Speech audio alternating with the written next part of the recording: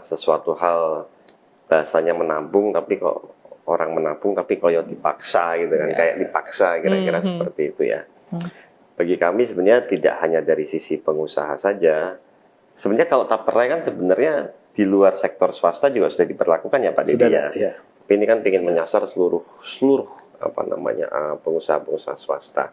Yang penting sekarang menurut saya sih ya diperbanyak aja bagaimana investasi masuk, kesempatan kerja banyak, itu yang paling penting. Ya, pengangguran itu ditingkatkan dulu supaya jangan ada pengangguran. Artinya kan ekonominya tumbuh, otomatis saya rasa hasilnya tumbuh. Secara tidak sadar dia kan dompetnya penuh, saya rasa beli dia. Kalau uang itu kan rumah itu uang lebih sebenarnya. Kalau sandang pangan papan itu kan terakhir saya rasa. Begitu terpenuhi yang kebutuhan dasarnya tadi, otomatis akan kepikir ke sana saya rasa.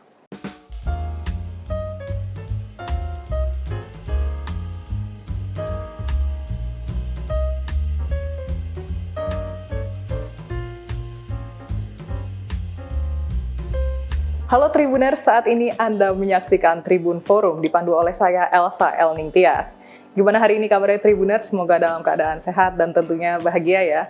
Baik Tribuners, seperti yang kita ketahui belakangan ini lagi rame isu Tapera, tabungan perumahan rakyat.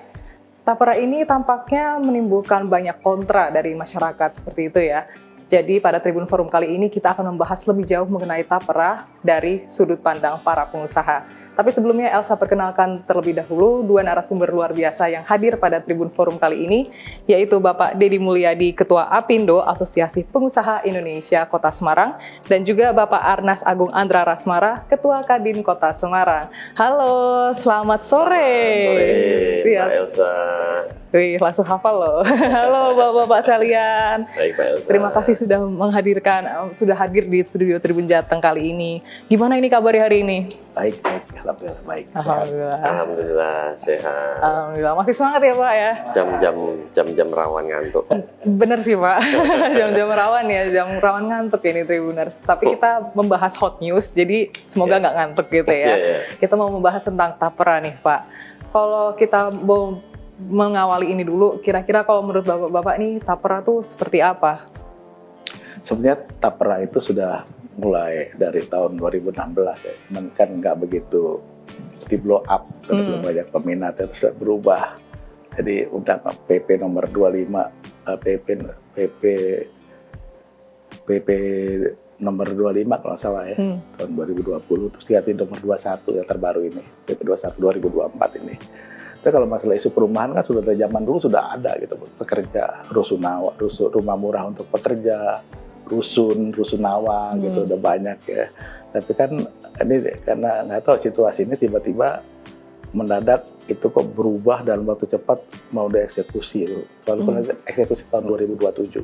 Baik. Nah ini jadi pada terkejut aja gitu kemarin, apalagi kan ada COVID, ada ini belakangan ini tiba-tiba muncul yang seperti itu. Belum lagi nanti yang lain-lain ada kenaikan BPJS kesehatan segala macam. Jadi karena hot isu ini jadi ya namanya pekerja itu kan dana itu kan udah terukur ya, penghasilan terukur, tiap bulan terukur, tambah beban-beban biaya lagi nih, jadi masalah juga kurang ya ini kurang pas karena ini investasi jangka panjang ya. Baik. Investasi jangka panjang, kalau orang kita kan maunya serba cepat kayak makan sambal gitu langsung dirasa gitu, pedes. Langsung berasa efeknya seperti itu ya. Ya itu kalau dari Pak Deddy seperti itu ya. Jadi sebenarnya isu lama tapi baru blow up-nya sekarang seperti itu ya. Kalau dari Pak Arnas kira-kira seperti apa Pak? Ya mungkin maksudnya baik, tapi momentumnya, timingnya menurut saya kurang pas ya kan. Sesuatu hal bahasanya menabung tapi kok orang menabung tapi koyo dipaksa gitu kan, kayak dipaksa kira-kira seperti itu ya. Bagi kami sebenarnya tidak hanya dari sisi pengusaha saja. Sebenarnya kalau Tapera kan sebenarnya di luar sektor swasta juga sudah diberlakukan ya Pak Deddy ya. Tapi ini kan ingin menyasar seluruh pengusaha-pengusaha swasta. Yang menjadi problem itu sebenarnya bahwa sesuatu hal yang baik belum tentu hasilnya baik, kira-kira seperti itu. Kalau bicara perumahan, menurut saya sekarang kayaknya sarana-sarana untuk bisa mendapatkan rumah ini kan juga sudah terbuka lebar ya. Ada beberapa KPR, bank syariah dan lain-lain gitu ya. Kalau hanya mempermasalahkan bahwa tapera ini tadi yang seperti dikatakan Pak Dedi harus segera dimulai gara-gara adanya namanya backlog gitu ya, ketimpangan antara jumlah rumah dan masyarakat yang belum memiliki rumah, ya harusnya ada sebuah strategi yang lain menurut saya. Dan lucunya menurut saya apa ya, programnya tapera itu terus nanti hasil dana itu diinvestasikan kemanapun kan juga belum begitu jelas. Dan belum ingat loh transparan Pak, ya. kita ini pernah mengalami yang namanya krisis kepercayaan ya Pak ya. Masalah kemarin Asabri, itu rumah ABRI saya masalah, apalagi rumah kita bukan TNI gitu kira-kira ya. Masyarakat itu apakah tidak banyak timbul sebuah permasalahan, belum Jiwasraya kemarin. Ini masa-masa krisis kepercayaan yang menurut saya juga harus menjadi perhitungan bahwa masyarakat pun akhirnya bereaksi secara keras untuk tidak mau dipaksa ikut melaksanakan tapera ini, Mbak Elsa. Baik Pak Arnas. Jadi apakah kira-kira dengan ini kan berarti kita semua sepakat kalau intinya itu mempersulit atau mungkin membuat respon keras dari masyarakat timbul seperti itu ya. Kira-kira sebenarnya perlu dikaji atau tidak? Atau sepertinya sebaiknya harusnya diapakan tapera ini? Saya rasa mungkin ini karena mendadak ya, artinya sosialisasinya kurang. Dulu kan yang itu kan banyak kan dari ASN sama ABRI ya, sama TNI. Oh, iya. Jadi karena ini swasta itu kan dulu peminatnya kurang. Maka ini kan terjadi hal-hal memang yang akhirnya dilihat dari segi kacamata pekerjaannya dulu nih. Itu kan kita tiap bulan pengeluaran udah banyak ya. Ada kira-kira itu kalau dari yang lainnya lagi itu ada potongan-potongan itu kira-kira kalau dari segi pengusaha sekitar 19% potongannya. Ada dari BPJS ketenagakerjaan, jaminan kematian, jaminan kecelakaan kerja, jaminan hari tua, jaminan pensiun. Ditambah lagi dengan cadangan kita untuk terjadi PHK 8%, total 19%. Tambah lagi PHK itu kan sekitar 4%. Ya. Untuk mengelola dana masyarakat dengan kapitalisasi besar ini kan juga tidak mudah. Kan di situ ada yang mengumpulkan dananya, ada mengkustodiannya, ada yang memupuknya tadi katanya meningkatkan itunya tadi, ada yang untuk yang investornya, investasinya itu portofolio untuk uang itu mau diinvestasikan kemana. Kita kan nggak tahu seperti apa. Karena kalau mupuknya ini salah, ini tidak berkembang, malah jadi bisa mati. Kalau pupuk bisa jadi racun, bukan jadi pupuk. Artinya jadi mengecil, dananya jadi hilang nanti gitu. Berbagai masalah-masalah administrasi teknis memang harus dipertimbangkan gitu. Karena banyak terlibat di sini, ada PUPR, ada OJK, Menteri Keuangan, Ketenagakerjaan, itu semua terkaitan gitu. Jadi saya rasa perlu ditinjau kembali lah, jangan sampai juga jadi beban ya. Terutama kita bicara dari segi sektor pekerjanya. Baik, dari Pak Dedi berarti menawarkan opsi untuk mengkaji ulang seperti itu ya. Kalau dari Pak Arnas mungkin ada tambahan atau mungkin pandangan berbeda seperti apa gitu Pak? Sama ya menurut saya. Efek pandemi ini menurut saya mengajarkan masyarakat itu untuk sebenarnya untuk lebih banyak saving menurut saya ya. Ekonominya memang menurut saya akhirnya tidak hanya kelas menengah ke atas ya, tapi bagaimana tidak hanya kelas menengah ke bawah, mohon maaf, tapi kelas menengah ke atas pun sekarang juga harus berpikir bagaimana belajar dari pandemi itu kita memang harus punya liquid cash gitu kan, tabungan, tidak di aset gitu kan. Nah, yang menjadi problem kedua akhirnya itu sebenarnya berimbas pada bagaimana kan PDB kita itu kan sebenarnya lebih banyak ditopang oleh yang namanya konsumsi rumah tangga, ya kan.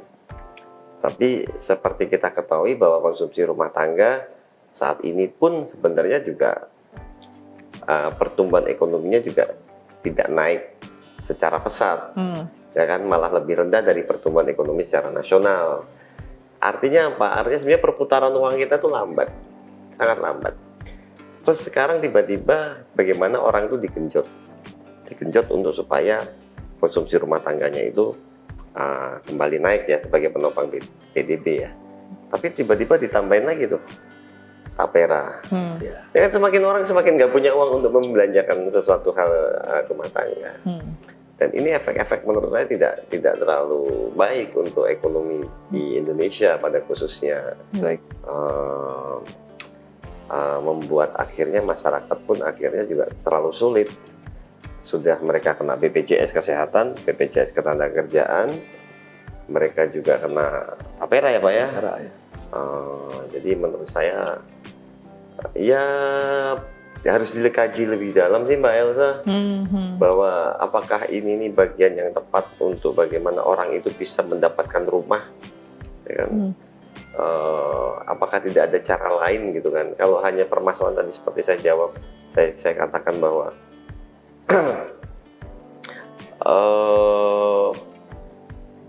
pembiayaan rumah itu kan tidak hanya dalam konteks tapera, tapi banyak tadi saya jelaskan banyak cara-cara yang lain untuk bisa mendapatkan rumah. Tinggal bagaimana pemerintah itu bisa memberikan mungkin rumah subsidi ya, rumah subsidi gitu kan. Dan sekali lagi ya, konteks subsidi itu harusnya tanggung jawab pemerintah loh. Bukan tanggung jawabnya rakyat loh sebenarnya menurut saya kan, benar nggak sih? Ya ini kan pinter-pinter saja seolah-olah tidak namanya bukan subsidi gitu ya. Apalah namanya. Tapi sebenarnya kan ini kan subsidi, tapi kan lucu yang mensubsidi masyarakat bukan pemerintah. Gitu sih Mbak kira-kira Mbak Elsa. Jadi kok tiba-tiba terpaksa mandiri seperti itu ya dari rakyat seperti itu ya. Jadi mungkin harus, kalau menurut Pak Arnas harus dikaji ulang atau lebih dalam lagi seperti itu. Tapi beritanya per hari ini sepertinya tapera akan dikaji ulang sampai 2027. Kira-kira seperti itu. Ya, semoga jadi keputusan yang bijak juga dari pihak pemerintah seperti itu ya, agar tidak membebani rakyat, tapi juga dari pemerintah pun juga sama-sama bisa menemukan jalan tengah seperti itu ya. Baik, ini menarik juga karena tapera ini kan juga memotong gaji rakyat seperti itu ya. Maksudnya ada tabungan yang disisihkan dari gaji yang diterima oleh para pekerja. Nah, kalau dari sisi pengusaha sendiri kira-kira ini ada dampaknya atau enggak sebenarnya kalau dari Pak Arnas dan Pak Dedi? Kalau bagi pekerjanya saya rasa dari pekerja dulu ya kita bicara, karena saya lihat memang dari pemerintah ini mungkin memprediksi bahwa kita ini kan nanti jadi Indonesia emas banyak tahun 2045 ini bonus demografi itu. Kalau dari kesananya memang jangka panjang itu gaji pekerja-pekerja muda ini kaum milenial dan Gen Z ini kan juga mungkin untuk beli rumah mungkin nggak cukup saya rasa, untuk nggak cukup untuk dia menyiapkan rumahnya. Apalagi sekarang kan kalau Gen Z ini juga sebagian besar masih jadi generasi strawberry yang masih membiayai orang tuanya untuk dirinya sendiri, artinya untuk kehidupan sendiri juga dia mungkin belum cukup. Tapi kalau tambah begini kan beban. Kalau posisi itu loss ya bisa juga nanti jadi masalah, dia bisa ambil pinjaman dari pinjol dari mana-mana, jadi pinjaman yang serba cepat kan jadi masalah juga. Artinya bukan menambah aset tapi mengurangi dari segi kualitas hidupnya juga dan kualitas untuk dirinya sendiri, keluarganya juga gitu. Ya, takutnya jadi, malah tidak tercukupi. Tidak tercukupi ya. Karena itu. Jadi kalau yang penting sekarang menurut saya sih ya diperbanyak aja bagaimana investasi masuk, kesempatan kerja banyak, itu yang paling penting. Pengangguran itu ditingkatkan dulu supaya jangan ada pengangguran. Ya. Artinya kan ekonominya tumbuh, otomatis saya rasa hasilnya tumbuh. Secara tidak sadar dia kan dompetnya penuh, saya rasa beli dia. Kalau uang itu kan rumah itu uang lebih sebenarnya. Kalau sandang pangan papan itu kan terakhir saya rasa. Begitu terpenuhi yang kebutuhan dasarnya tadi, otomatis akan kepikir ke sana. Baik. Pasti akan tidak usah diatur, ya. Pasti akan berpikir ke sana karena perlu rumah. Itu dari sudut pandang pekerja seperti itu ya. Kalau dari pengusaha sendiri? Ya, kita sebenarnya dari pengusaha sendiri ya. Saya rasa itu memang menjadi satu pengeluaran juga, karena kita kan juga walaupun ada kontribusi 0,5%, 2,5%-nya dari pekerja melakukan investasi itu menambah beban lagi gitu. Beban. Jadi otomatis beban itu dikemanakan? Otomatis kan dari harga barang kan dinaikkan juga kan dari mana? Mau buat untung ya. Harga jadi tinggi, daya beli nanti jadi turun juga. Ditambah dengan kondisi rupiah yang melemah dan segala macam, global ekonomi yang kurang bagus. Saya rasa ya sebaiknya secara bijak ya tidak perlu secara dipaksakan atau dieksekusi ini karena menjadi nanti malah blunder jadinya, bukannya malah bermanfaat, nanti malah jadi banyaknya pinjaman-pinjaman yang tadi yang ilegal tadi, menurut saya begitu. Ya, malah terjerat utang mungkin atau ya mungkin tadi juga mirip dengan yang seperti Pak Arnas bilang tadi, yang hambatan ekonomi, perputaran ekonominya jadi terhambat seperti itu ya, kurang lebih. Kalau dari Pak Arnas kira-kira pandangannya seperti apa kalau ini Tapera dari sudut pandang pengusaha? Ya menurut saya jujur saja tidak menarik menurut saya program ini. Menurut saya lebih banyak membebani para karyawan ya, para masyarakat. Kalau bagi kita mungkin kan masih bisa lah ya dipotong 0,5% ya Pak ya. Tapi karyawan yang harus dari 3% itu 2,5% itu dari gaji mereka kok. Kasihan ya menurut saya. Kasihan tidak menurut saya tidak pas lah ya, menurut saya tidak oke gitu loh menurut saya program ini.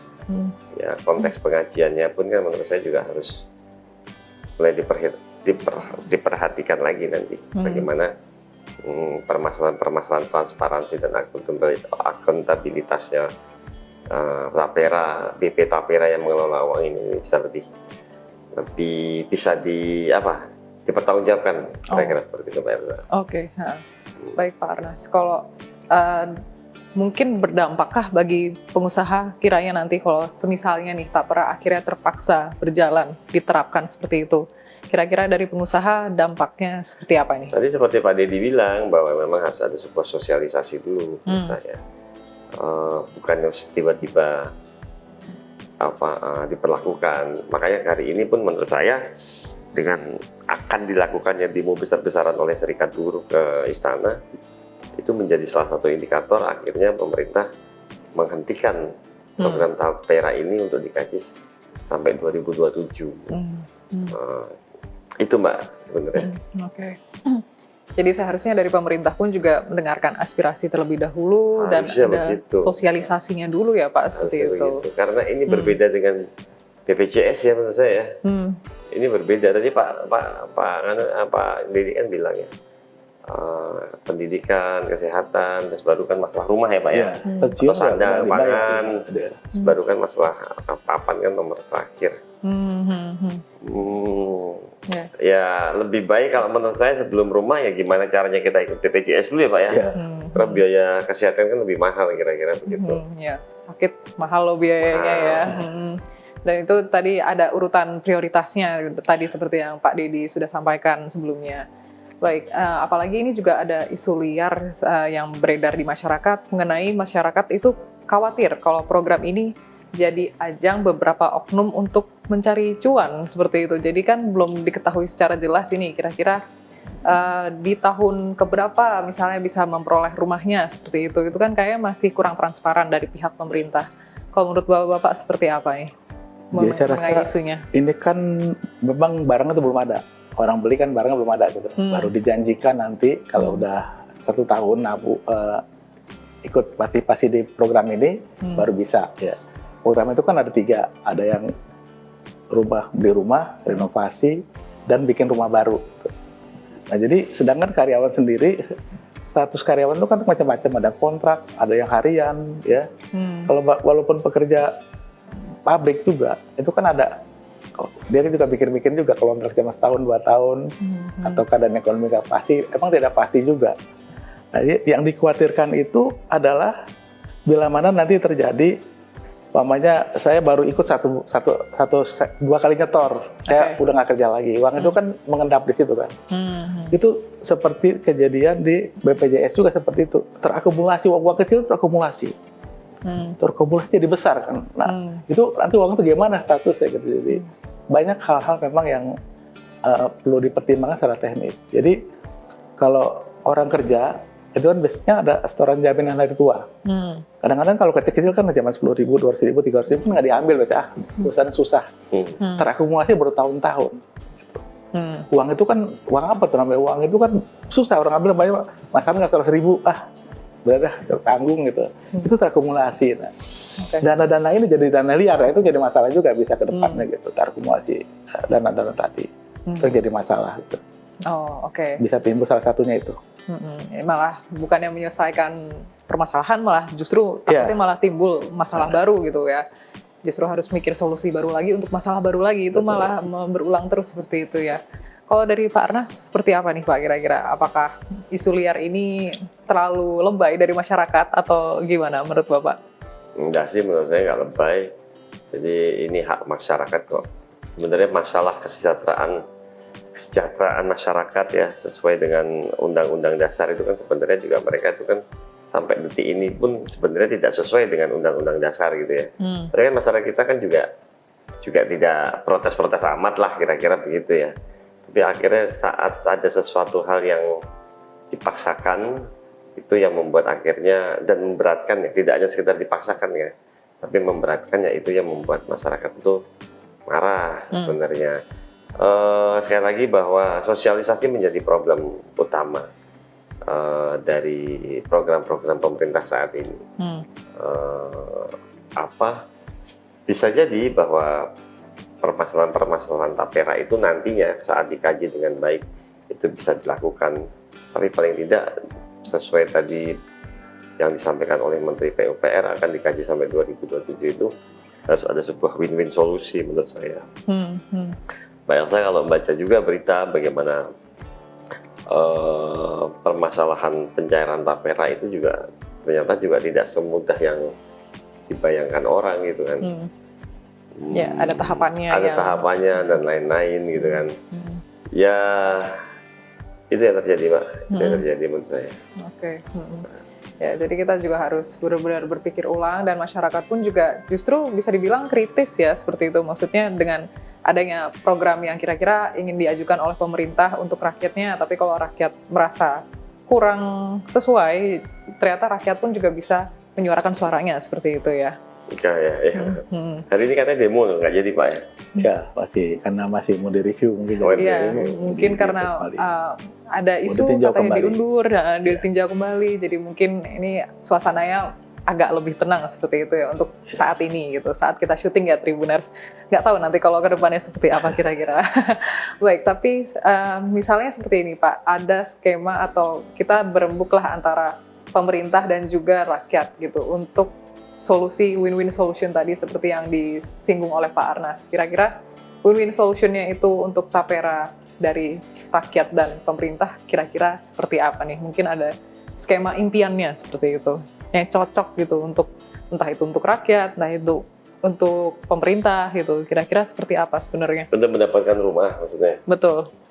Yang programnya mirip dengan tapera, tapi kira-kira yang tidak membebani rakyat, tapi juga oke untuk pemerintah seperti itu. Iya, kalau saya rasa kalau dari kita pengusaha itu tadi udah bayar juga jaminan pensiun, jaminan itu kan sebenarnya juga salah satu tabungan juga untuk mendapatkan rumah. Tapi kalau untuk mendapatkan rumah, saya rasa juga kalau dari segi perbankan kan melihat kelayakan juga ya, gitu. Nah ini kan kalau pinjaman begini kan jangka panjang begini ya, di mana layaknya sebelum tahu. Kelayakan dari tapera ini kan juga nanti kan akan pencicil juga, bukan begitu nabung tuh jadi rumah, tidak. Harga rumahnya kan mungkin tahun 30 tahun lalu, pada 20 tahun akan tidak tinggi. menyesuaikan inflasi, tidak bisa ya. untuk inflasi juga tinggi, sehingga juga setorannya juga mungkin cukup gitu untuk itu. Jadi yang tadi saya mungkin lebih cenderung subsidi tadi, lebih banyak subsidi pembangunan rumah susun, rusunawa mungkin yang memang bisa memberikan manfaat bagi pekerja. Jadi dia bisa menabung ya, rumah rusunawa itu kan bisa sewa murah dan dekat membangun tempat-tempat tinggal untuk pekerja di lingkungan industri yang mudah diakses oleh kendaraan ya, jadi itu lebih rasional menurut saya. lebih reachable, lebih sensible ya itu untuk lebih Rusunawa banyak tadi. gitu ya. Baik. Setuju. Kalau dari Pak Arnas kira-kira seperti apa nih? Ada pandangan kah? Pandangannya satu, diperbanyak tadi. Pertama memang masalah subsidi. Konteks backlog yang terjadi antara ketimpangan antara rumah dan masyarakat.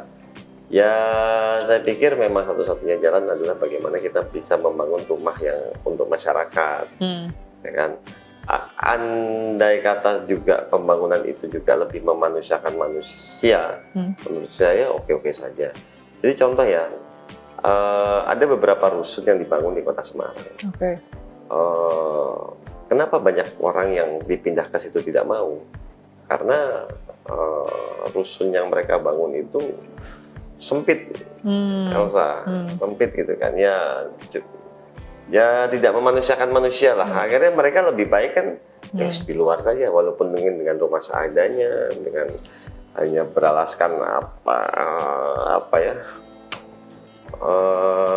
terpal misalnya dan lain-lain. Ya, Tapi saya pernah menemukan satu rusunawa yang sangat memanusiakan manusia.